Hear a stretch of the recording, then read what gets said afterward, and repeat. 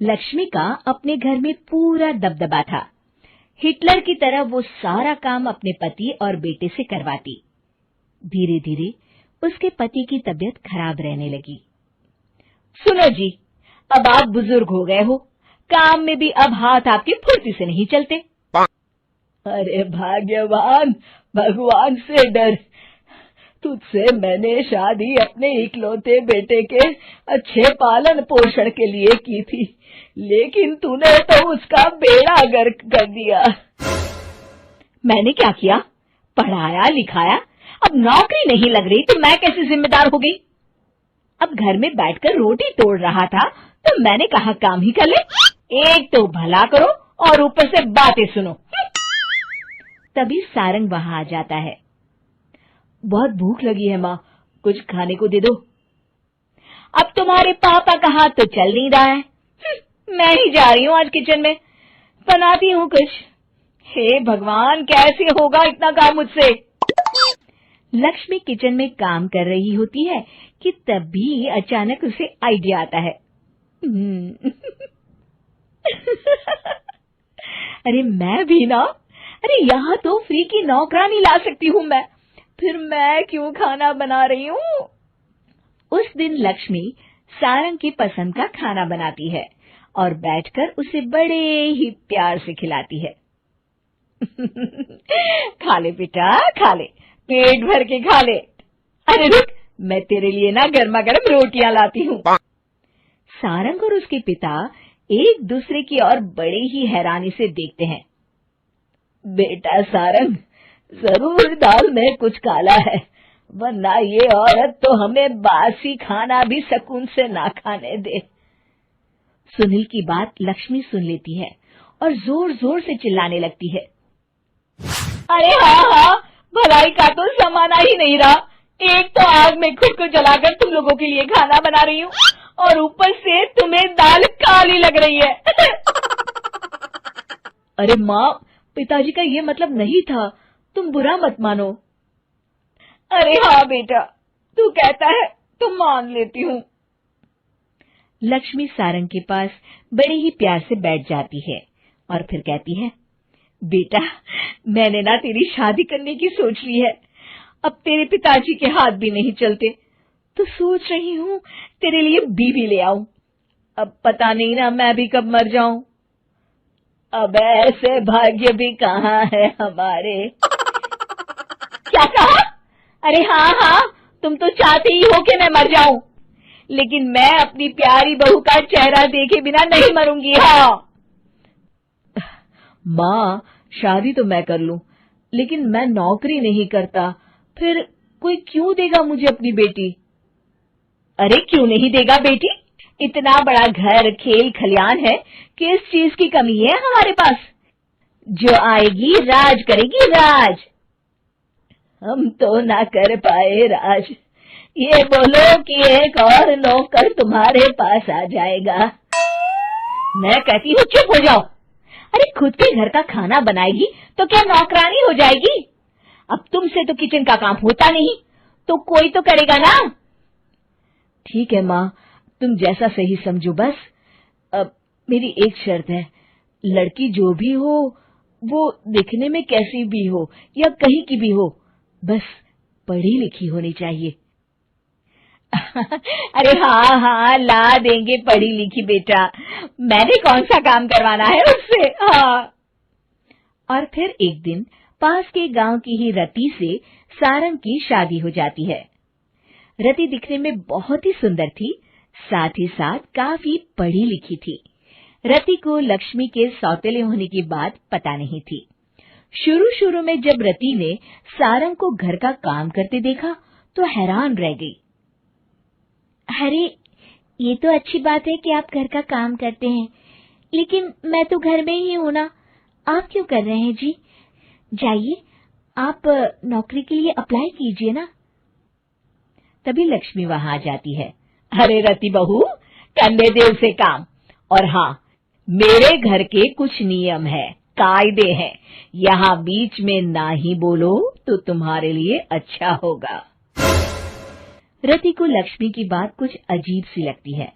वो समझ नहीं पाती है कि वो ऐसा व्यवहार क्यों कर रही है, लेकिन उसे लक्ष्मी के सौतेले होने के बारे में कुछ पता नहीं चलता है।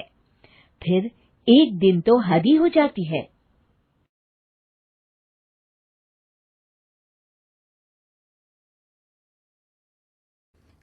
इस कहानी के पहले भाग में आपने देखा कि कैसे रति की शादी एक ऐसे घर में हो जाती है जहां उसकी सास सौतेली होती है और वो पूरे घर वालों को अपने इशारों पर नचाती है।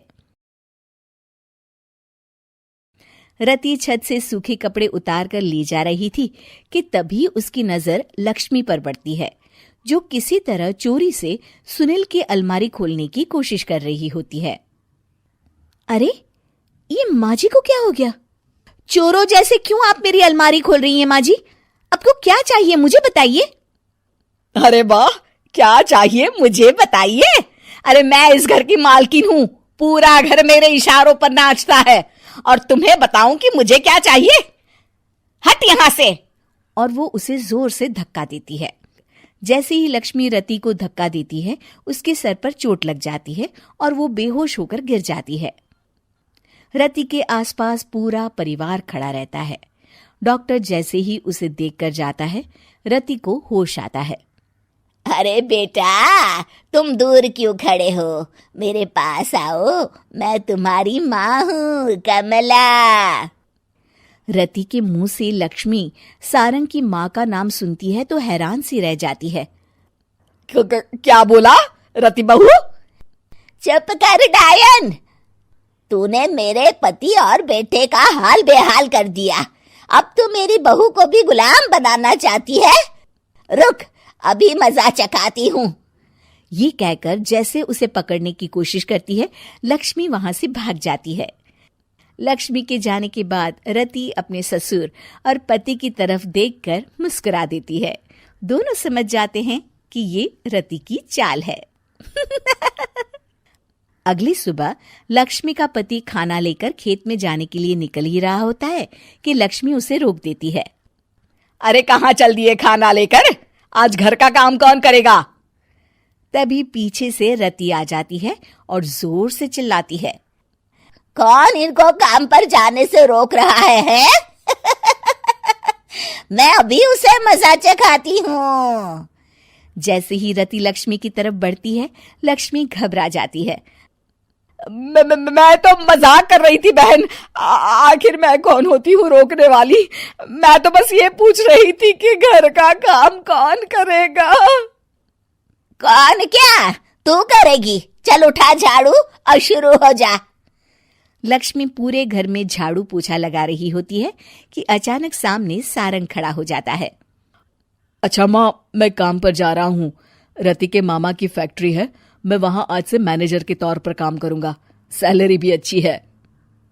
अरे सारंग, तुझे क्या जरूरत पड़ गई काम करने की? और बेटा तू बाहर काम करेगा तो इस बड़े से घर को मैं कैसे संभालूंगी? अभी तो पूरा काम बाकी पड़ा है। तभी वहां रति आ जाती है। अरे बेटा सारंग, जा, नौकरी पे जा रहा है ना, जा। और हाँ, आते वक्त घर के लिए सब्जियां ले आना। ये लक्ष्मी बैठी बैठी मोटी हो रही है, जरा काम भी तो कर ले। सारंग के जाने के बाद, अच्छा लक्ष्मी, सुन जरा यहाँ। लक्ष्मी अपनी बहू रति को सारंग की पहली माँ जो मर गई है वो समझकर उसके पास जाती है। अरे बहन, ऐसा क्या हो गया जो तुम्हें वापस आना पड़ा? मैं तो बड़े ही प्यार से इस परिवार को चला रही थी।